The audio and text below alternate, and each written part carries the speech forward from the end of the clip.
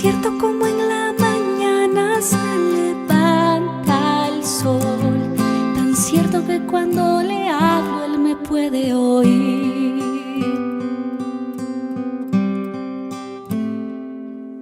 Dios está aquí, tan cierto como el aire que respiro, tan cierto como en la mañana se levanta el sol, tan cierto que cuando le hablo él me puede oír. Estás aquí, Señor, estás aquí, Señor, estás aquí, te puedo sentir, siempre estás aquí, estás aquí, Señor, estás aquí, Señor, estás aquí, te puedo sentir, siempre estás aquí.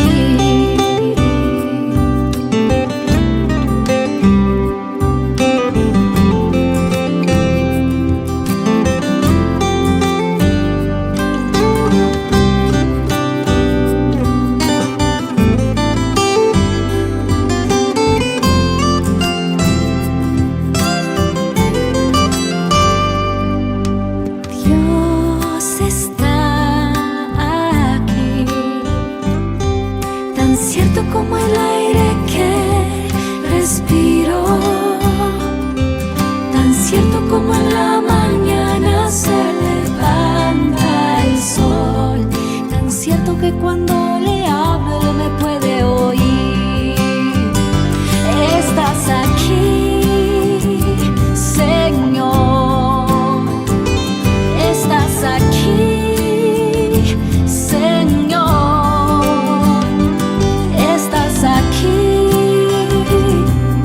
te puedo sentir, siempre estás aquí, estás aquí, Señor, estás aquí, Señor, estás aquí, te puedo sentir, siempre estás aquí, siempre estás aquí.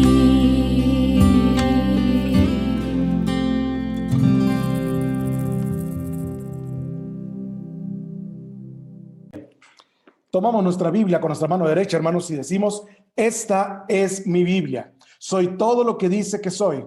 Tengo todo lo que dice que tengo y puedo hacer todo lo que dice que puedo hacer. Hoy recibiré la palabra de Dios. Confieso que mi mente está abierta y mi corazón está receptivo. Nunca más seré igual. Estoy a punto de recibir la incorruptible, indestructible, siempre viva semilla de la palabra de Dios. Nunca más seré igual. Nunca, nunca, nunca, nunca más seré igual, en el nombre de Jesús. Amén. Señor, en este día queremos darte muchas gracias por esta oportunidad tan grande que nos das de poder estar aquí, Señor, reunidos juntos una vez más. Y gracias, Señor, porque en tu amor y misericordia, Señor, tú nos has rescatado y nos has salvado de toda nuestra maldad. Oramos, Señor, en este día para que tu palabra, Señor, encuentre cabida en nuestros corazones. Abre nuestra mente, nuestros ojos y nuestro corazón. En Cristo Jesús, Señor nuestro. Amén y amén, Señor. Amén. Hermanos, este es el tercer mensaje de una serie titulada ¿Soy realmente cristiano? ¿Soy realmente cristiano?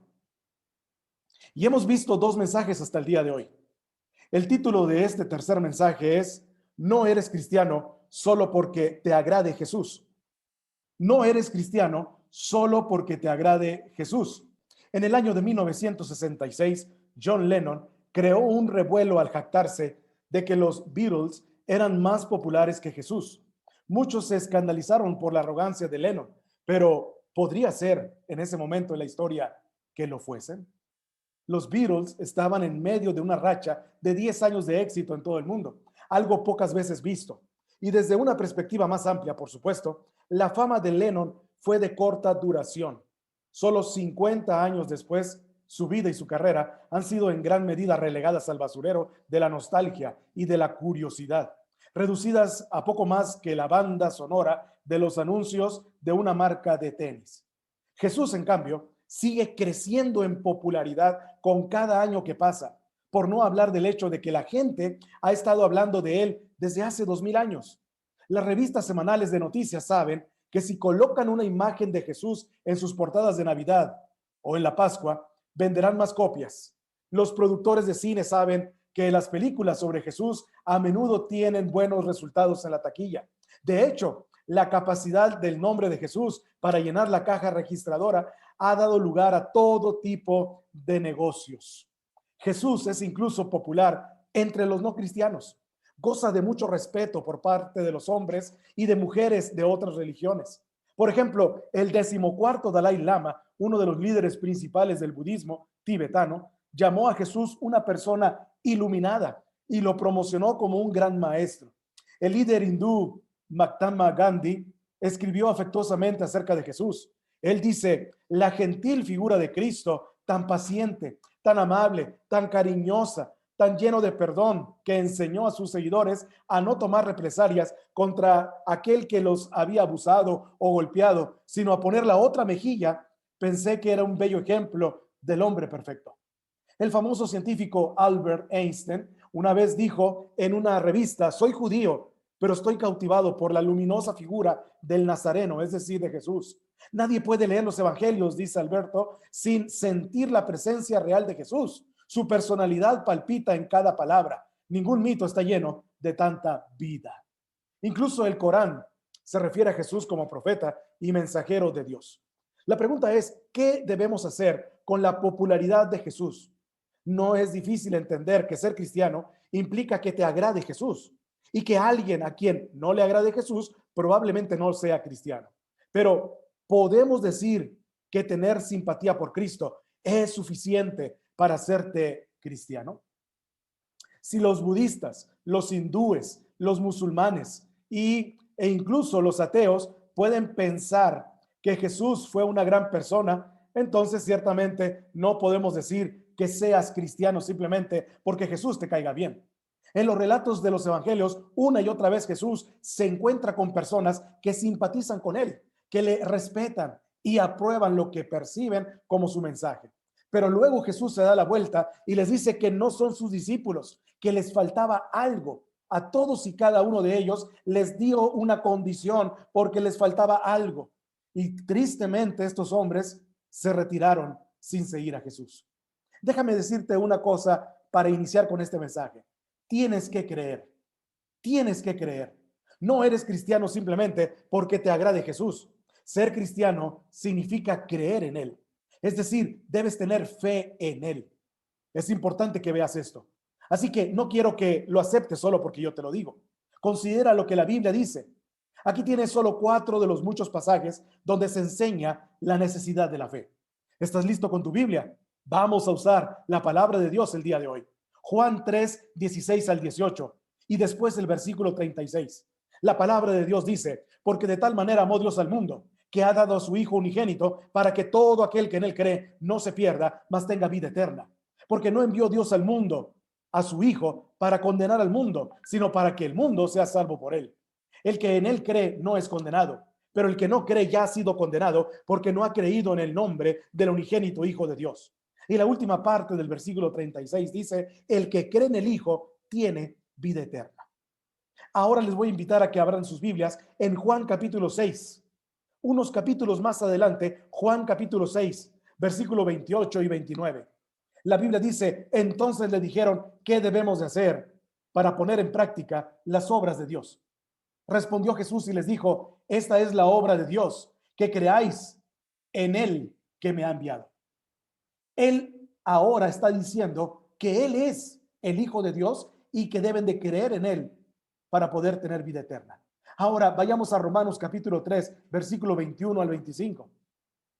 Romanos capítulo 3, versículo 21 al 25. La Biblia dice, pero ahora, aparte de la ley, se ha manifestado la justicia de Dios. Fíjense bien lo que dice este versículo. Testificada por la ley y por los profetas, la justicia de Dios. La justicia de Dios por medio de la fe en Jesucristo, para todos los que creen en Él. Porque no hay diferencia, por cuanto todos pecaron y están destituidos de la gloria de Dios, siendo justificados gratuitamente por su gracia, mediante la redención que es en Cristo Jesús, a quien Dios puso como propiciación por medio de la fe en su sangre, para manifestar su justicia a causa de haber pasado por alto en su paciencia los pecados pasados. Ahora quiero que me acompañen a Hebreos capítulo 11, versículo 6. Hebreos capítulo 11, versículo 6. La Biblia dice, pero sin fe es imposible agradar a Dios, porque es necesario que el que se acerca a Dios crea que le hay y que es galardonador de los que le buscan. En estos pasajes queda bastante claro que la fe es esencial para ser un auténtico cristiano. Jesús dice que la vida eterna viene por medio de creer. Pablo dice que los beneficios de la muerte de Cristo vienen por la fe. Y el autor de Hebreos dice que agradamos a Dios por la fe. La fe separa a los verdaderos hijos de Dios de los que meramente respetan a Jesús. No eres cristiano si no tienes fe en el Hijo de Dios. Si tienes esa fe, eres cristiano. Estas declaraciones requieren una mayor clarificación y calificación, por supuesto, pero te dan las pautas generales de lo que la Biblia enseña.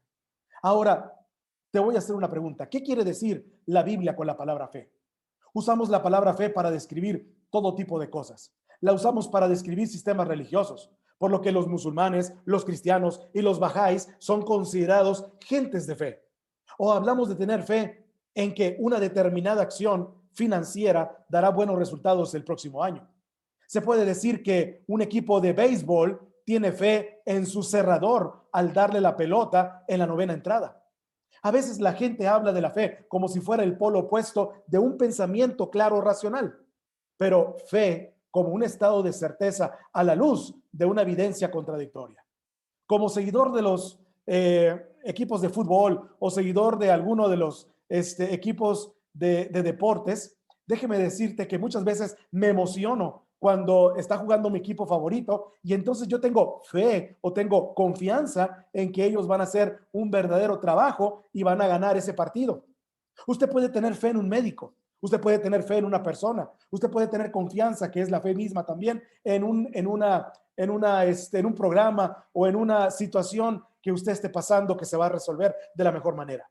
La fe de un cristiano, la fe que según Jesús marca la diferencia entre la vida eterna y la condenación eterna, tiene dos elementos esenciales: un contenido objetivo y una confianza sincera.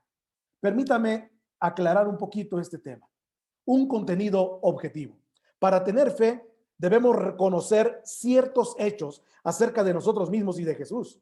¿Quién es Él y qué ha hecho por nosotros?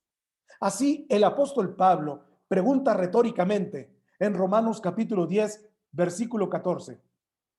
Romanos capítulo 10, versículo 14, Pablo dice, ¿y cómo creerán en aquel de quien no han oído? No puedes creer en algo que no conoces. La fe salvadora debe tener un objeto. No solo crees en algo. Y en la Escritura encontramos verdades esenciales que deben ser creídas. Pablo escribe que somos salvos por medio de la fe. En 2 de Tesalonicenses 2:13, somos salvos por medio de la fe en la verdad. Hay ciertas doctrinas que una persona debe escuchar, entender y afirmar si quiere llegar a ser un verdadero cristiano. Ahora, permítame decirte algo en cuanto a este tema. Déjame decirte, eres pecador, soy pecador, somos pecadores. La primera verdad que debes creer y debes entender es que en el primer fragmento, de este contenido es que eres pecador. Jesús solamente acepta a personas que saben que son pecadoras. Y para ver esto, considera cómo responde Jesús a la gente cuando se le acercan. Responde generalmente de dos maneras. A algunos los recibe con una bienvenida cálida y tierna, y a otros los despide, a veces con palabras cortantes. ¿Cómo explicamos la diferencia? Bien, piensa en la historia de Lucas capítulo 5. Te invito a que puedas leer tu palabra y buscar Lucas capítulo 5. en la que Jesús llama a un publicano llamado Leví para ser uno de sus discípulos. Ahora, Leví estaba tan emocionado que hizo una gran fiesta en su casa para que Jesús pudiera conocer a todos sus amigos recaudadores de impuestos también.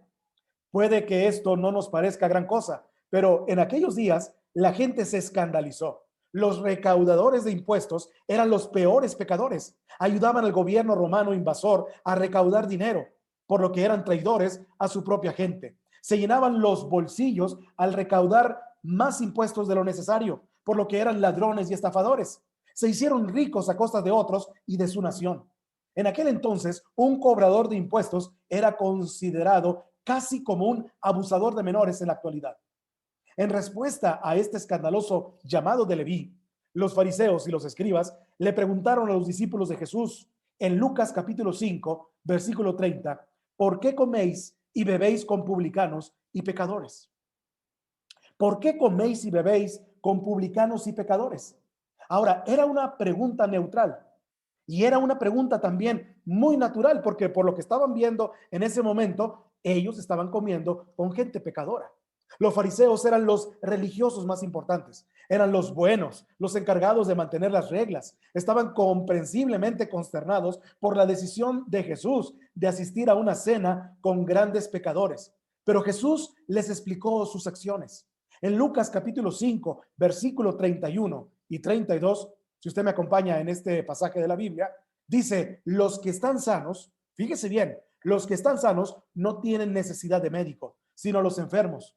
No he venido a llamar a los justos, sino a pecadores al arrepentimiento. Estamos ante una declaración extraordinaria.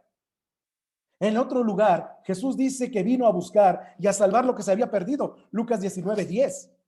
También extraordinario es esta declaración. De forma natural esperamos que Dios sea bueno con la gente buena y que esté airado con la gente mala.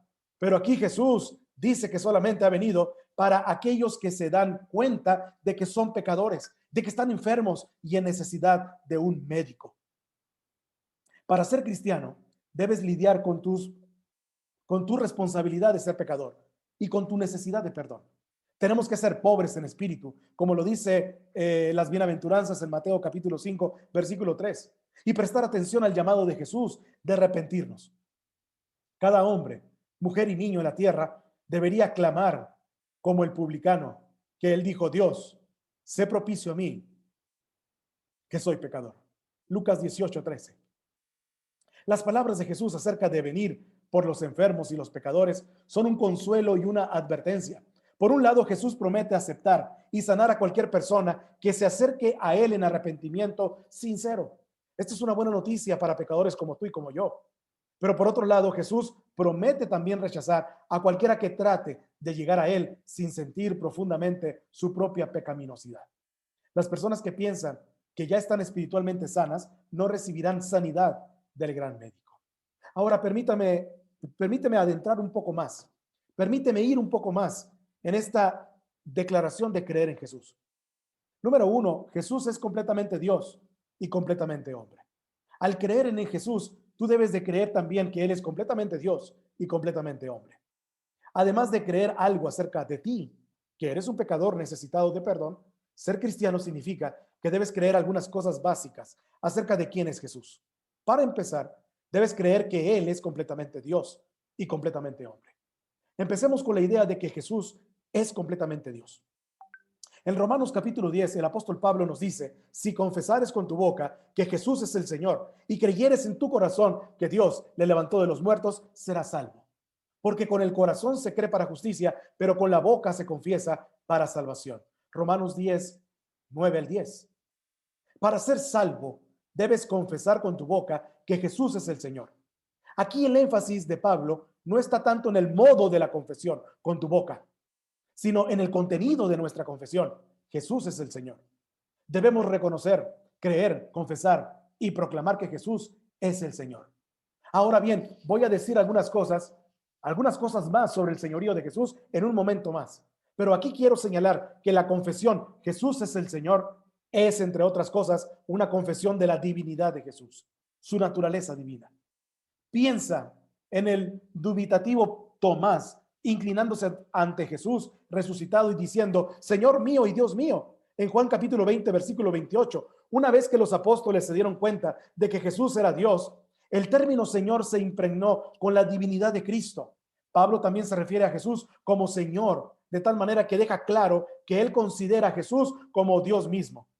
El erudito en el Nuevo Testamento, Larry Hurtado, sugiere que invocar el nombre del Señor es una expresión bíblica frecuente para la adoración a Jehová en el Antiguo Testamento. Así que el apóstol a menudo cita pasajes del Antiguo Testamento que hablan acerca de Dios y los aplica directamente al Señor Jesús. La divinidad de Jesús es una doctrina especial cristiana, ya que solo una persona infinita y sin pecado podía recibir el castigo infinito que nuestros pecados merecían. Si Jesús no es Dios, Él no puede salvarnos. No obstante, también debemos creer que Jesús es completamente hombre. Primero creemos que Jesús es completamente Dios, pero también debemos de creer que es completamente hombre. Algunas personas en la iglesia cristiana primitiva lucharon menos con la idea de la divinidad de Jesús y más con la idea de su humanidad. Creían que Dios había venido a ellos en la persona de Jesucristo. Sin embargo, no podían imaginarse que Dios pudiera existir plenamente en carne humana, vivir como un ser humano y sufrir y morir como un hombre. Les parecía demasiado. ¿Y cómo podría Dios caer tan bajo en esa condición? Bien, para hacer frente a esta confusión, el apóstol Juan escribió una declaración aclaratoria para la iglesia. En esto conoced el Espíritu de Dios, dice en Primera de Juan, capítulo 4, versículo 2 al 3. Todo espíritu que confiesa que Jesucristo ha venido en carne es de Dios. Y todo espíritu que no confiesa que Jesucristo ha venido en carne no es de Dios. Y este es el espíritu del anticristo, el cual vosotros habéis oído que viene y que ahora ya está en el mundo. Así como Jesús solo nos puede salvar si es plenamente divino, igualmente solo nos puede salvar si es plenamente humano. Solo un humano puede ocupar el lugar de otro humano, recibiendo el castigo que merecemos. Solamente un miembro de la raza humana podía deshacer la maldición que Adán había traído sobre nosotros. Solo alguien que conociera la fragilidad y la debilidad de un ser humano podía ser un sacerdote compasivo y misericordioso para nosotros. Por tanto, un cristiano es alguien que confiesa tanto la divinidad como la humanidad de Jesús. Los autores del Nuevo Testamento serían incapaces de imaginar una formulación del cristianismo que rechazara estas creencias. Así que Jesús es Dios hombre y es Dios quien salva también por medio de su muerte. Ser cristiano significa creer algo acerca de quién es Jesús, pero también significa creer algo acerca de lo que vino a hacer. Debes creer que Jesús es el Dios hombre y tienes que creer que Él es el Dios hombre que vino a buscar y a salvar a los perdidos mediante su muerte en la cruz y su resurrección. Esto nos lleva al corazón mismo del cristianismo. Empecemos considerando la cruz. En la cruz Jesús llevó la maldición de la muerte que nuestros pecados merecían, según Gálatas 3:13. En la cruz Él recibió la ira de Dios que nosotros merecíamos por nuestros pecados, según Romanos 3:24 y 25. En la cruz Jesús cargó con la culpa que merecíamos por nuestros pecados, por lo que ahora no hay condenación para nosotros, segunda de Corintios 5:21. Cuando nos fijamos en la predicación apostólica, en el libro de los Hechos, vemos que se proclamaba la crucifixión de Cristo como una parte esencial del mensaje cristiano. La muerte de Cristo es tan fundamental para el cristianismo que Pablo incluso puede referirse a la proclamación cristiana como la palabra de la cruz. Puesto que esto es cierto, los seguidores genuinos de Cristo deben creer que la muerte de Jesús es suficiente para salvarnos de sus pecados. Debemos ser capaces de decir con el apóstol Pablo, y lo que ahora vivo en la carne, lo vivo en la fe del Hijo de Dios, el cual me amó y se entregó a sí mismo por mí. Gálatas 2:20. El fallecido pastor León Morris escribió lo siguiente: para decirlo sin rodeos y con claridad, si Cristo no es mi sustituto, sigo ocupando el lugar de un pecador condenado. Si mis pecados y mi culpabilidad no son transferidos a Él, si Él no los tomó sobre sí mismo, entonces ciertamente permanecen conmigo. Si Él no se ocupó de mis pecados, debo afrontar sus consecuencias. Si mi castigo no fue llevado por Él, todavía está sobre mí. Cada creyente en Cristo debe afirmar la verdad de que Cristo murió en el lugar de los pecadores. Número 3. Jesús fue resucitado corporalmente entre los muertos. La resurrección de Cristo no recibe toda la atención que recibe la crucifixión. Los cristianos a veces son culpables de tratarla como una especie de final cósmico feliz tras la narración de la pasión. Pero no hay duda de que creer en la resurrección está también en el centro de lo que debes hacer para ser cristiano. Recuerda las palabras de Pablo: si confesares con tu boca que Jesús es el Señor y creyeres en tu corazón que Dios le levantó de los muertos, serás salvo. Romanos 10:9. La resurrección de Cristo era esencial para nuestra salvación. Pablo escribió en otra parte: si Cristo no resucitó, vana es entonces nuestra predicación y vana también nuestra fe. Primera de Corintios 5:14. ¿Por qué era esencial? Tengo un amigo que describe la resurrección como la firma de Dios en la obra de Cristo y nuestra salvación. Piensa en cómo el repartidor de mensajes o de paquetes llega a tu puerta y te pide que firmes un paquete. Tu firma indica que aceptas la entrega y que la transacción se ha completado satisfactoriamente. De la misma manera, Dios muestra su satisfacción con el sufrimiento y la muerte de Cristo, resucitándolo de entre los muertos. La resurrección de Cristo muestra que Jesús es quien dijo que era y que logró la salvación que vino a asegurar. Si no hubiera resurrección, entonces Jesús todavía estaría en la tumba, incapaz de ayudarnos, salvarnos y mediar por nosotros. La resurrección de Cristo es vital y es de vital importancia. Está en el corazón mismo de la salvación que Cristo ofrece a su pueblo. Como Pablo nos dice: porque primeramente os he enseñado lo que asimismo recibí, que Cristo Jesús murió por nuestros pecados conforme a las Escrituras, y que fue sepultado y que resucitó el tercer día conforme a las Escrituras. Primera de Corintios 15, 3 al 4. Si crees de todo tu corazón que Dios levantó a Jesús de entre los muertos, serás salvo. Número 4. Jesús es el Señor. Hay algo más que debes creer para ser cristiano. Debes creer que Él es el único Señor. Debes creer que Él es el Señor, porque Él es Dios y creó al mundo. Sí, pero también tienes que creer que Él es tu Señor o autoridad suprema, porque te ha redimido para sí mismo como uno de los suyos. Después de su crucifixión y resurrección, Jesús declara que toda potestad me es dada en el cielo y en la tierra. Mateo 28, 18. El Hijo Divino se sometió al Padre Divino al máximo, por lo que el Padre todas las cosas las sujetó debajo de sus pies. Primera de Corintios 15, 27. El Padre exaltó al Hijo. Hebreos 1, 8 al 9.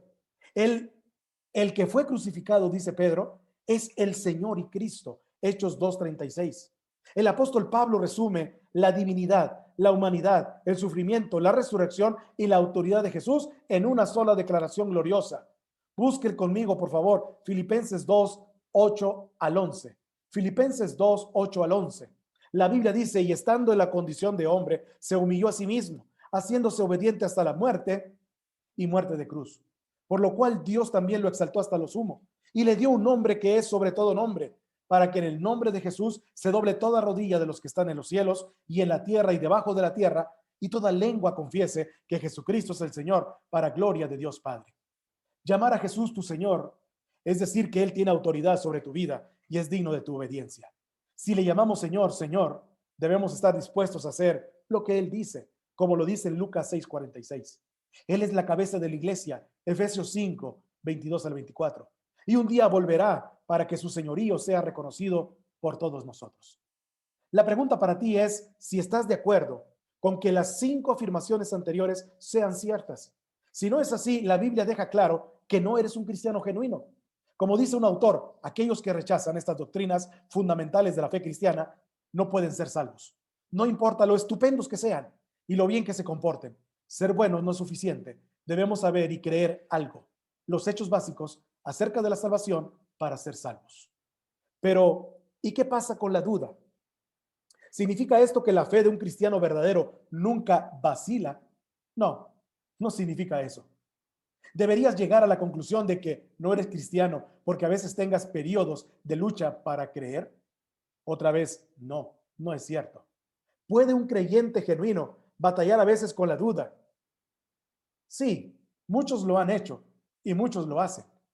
Déjame decirte algunos de ellos. Abraham creyó en la promesa del Señor de tener un hijo en su vejez. Génesis 15:6. Pero luego dudó. Génesis 17:17. Gedeón es considerado como un héroe de la fe. Hebreos 11:32. Pero cuando el Señor prometió salvar a Israel por medio de él, necesitó no una, sino 2 confirmaciones milagrosas antes de creer.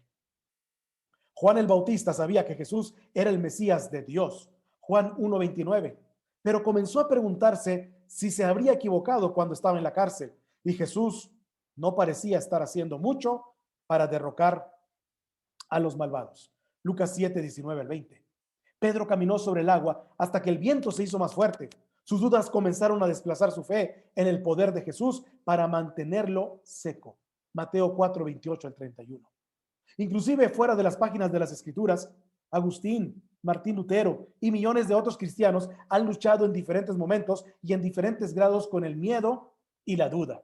Si somos honestos, hay momentos cuando todos los hechos parecen contradecir la palabra de Dios y nuestros nervios nos traicionan. Es en esos momentos cuando necesitamos estar en estrecha relación con otros hermanos y hermanas de la congregación local. Cuando nuestra vista está momentáneamente borrosa, necesitamos a otros que puedan ver con más claridad para ayudarnos a luchar a través de la duda. Cuando hay que enfrentar ese tipo de luchas, los cristianos no se limitan meramente a echar por la borda las doctrinas de la fe. Por el contrario, nos animamos unos a otros a confiar en la palabra de Dios, a confiar en la sabiduría de Dios y a clamar como el hombre que exclamó a Jesús: creo, ayuda a mi incredulidad. Mateo 9:24. La duda es una experiencia común para los verdaderos creyentes. Aún así, si queremos ser fieles a la enseñanza de la Biblia, debemos insistir en que hay una doctrina objetiva y que debe ser creída por cualquiera que sea un cristiano genuino. Aquí es donde nos separamos de nuestros amigos que tienen otras creencias, creencias autofabricadas o que no tienen creencias en absoluto, incluso si respetan a Jesús como un profeta o como un gran maestro. Muchas personas disfrutan de la enseñanza de Cristo en las bienaventuranzas o en la Navidad, pero el asunto más importante es si creen que el hombre que enseñó estos principios era en realidad Dios encarnado, quien después moriría por los pecados de su pueblo, resucitaría de los muertos y se convertiría en su Señor. Necesitamos tener una confianza sincera. Me he pasado la mayor parte de este sermón o de esta enseñanza argumentando que un verdadero cristiano no debe creer en la verdad factual de ciertas proposiciones. Pero también debo dejar muy en claro que la creencia bíblica o la fe es más que un asentimiento intelectual a un conjunto de propuestas de verdad.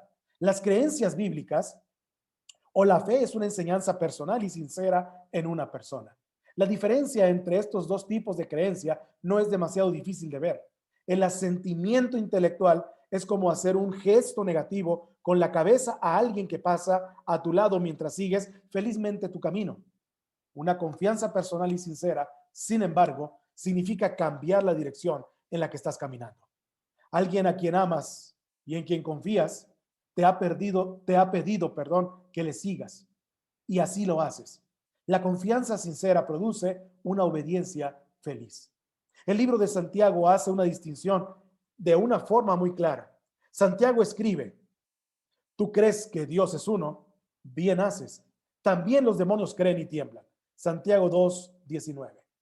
Incluso los demonios tienen lo que los teólogos llaman una fe histórica. Saben que Jesús es el Hijo de Dios y que vino a destruirlos, pero odian tales hechos, se oponen a ello y hacen todo lo posible para socavar estas realidades. Una persona con fe verdadera, por otro lado, muestra su fe por sus obras. Santiago 2:22-23. No son solo los demonios, por supuesto, que tienen este tipo de fe deficiente. La gente también. En su evangelio, Juan habla de las multitudes que vieron los milagros de Jesús y creyeron en su nombre. Pero entonces nos dice que Jesús mismo no se fiaba de ellos, porque conocía a todos y no tenía necesidad de que nadie le diese testimonio del hombre, pues él sabía lo que había en el hombre. Juan 2:24-25. Las multitudes habían visto suficiente poder de Jesús para saber que fue enviado por Dios, pero les faltaba un compromiso más profundo y confianza en Jesús, quien, sabiendo el verdadero estado de sus corazones, no se fiaba en ellos. No eres cristiano simplemente porque te agrade Jesús. Debes creer en Jesús, como en Juan 3:16 dice. No es suficiente simplemente creer cosas acerca de Jesús. Debes creer que necesitas un Salvador, que Él es ese Salvador. Debes creer que necesitas un Señor, que Él es ese Señor.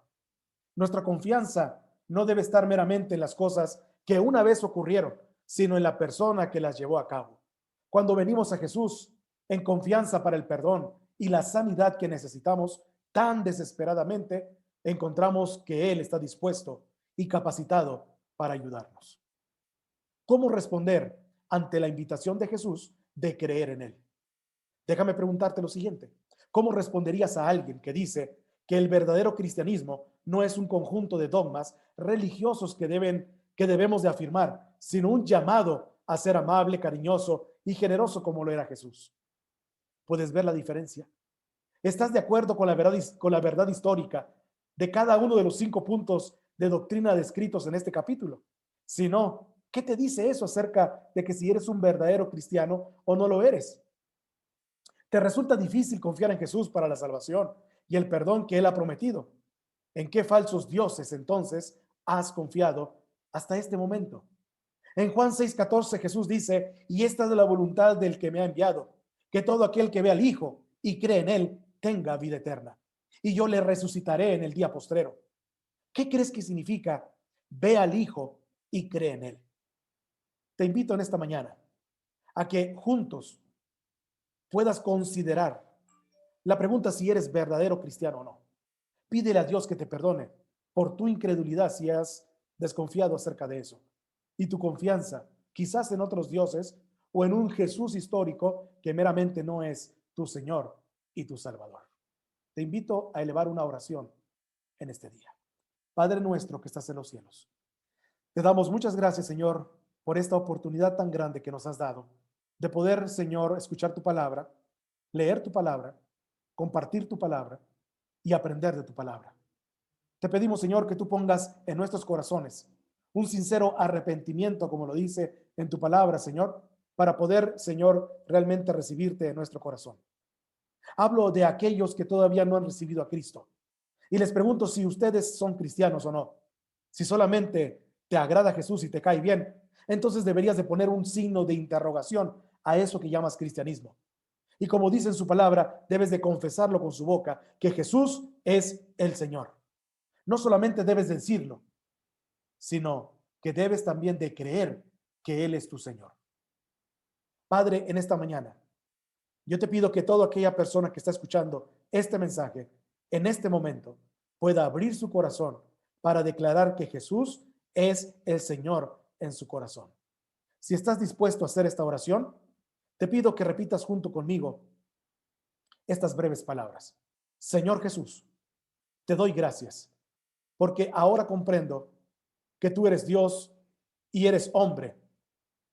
Y por lo tanto, Señor, trajiste la salvación para toda la humanidad. Señor, creo que tú eres el Hijo de Dios. Creo que viniste en la forma de Jesús. Creo que viviste en este mundo. Creo que diste tu vida en rescate por todos.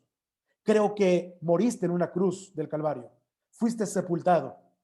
Resucitaste el tercer día y ahora estás a la diestra del Padre en gloria. Te pido que entres en mi corazón y que quites todo aquello que no te agrada. Te pido, Señor, que desde hoy en adelante tú seas mi Señor y mi Salvador. En el nombre de Jesús te doy gracias. Amén y amén, Señor. Amén. Ahora que has hecho esta oración de fe, quiero hacerte una pregunta. ¿Dónde está Jesús? Exactamente, en tu corazón, en mi corazón. Y Él prometió nunca salirse de allí. Que Dios les bendiga.